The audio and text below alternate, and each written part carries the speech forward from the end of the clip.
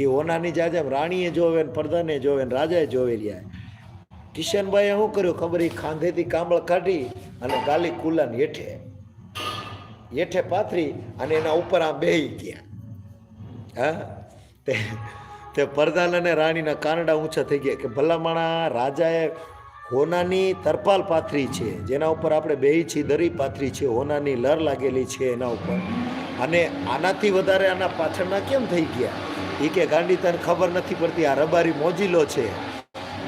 એ આપણને કોઈને કાંઈ નથી સમજતો. એને ખાલી એક જ ચીજ વાલી છે કે જે આ પાછળની છે ને એને વાલી છે. કેમ કે જોઈ લે, એ આપણી જાજમ ઉપર ન બેઠો ને એ પણ એને કચરાને બરોબર ગણીને હેઠે આપણી પોતાની શાલ ગાલીને બેઠો છે. તો જોઈ લે, રબારી આપણાથી મોટો થઈ ગયો છે. તો રાણી કે હા રાજા, મહારાજ માનીએ તો ખરી, તમારી વાત સાચી છે કે આ તો ભલામણા રબારી આપણેથી ઉપર થઈ ગયો, હોનાની પાથરેલી એને ન દે.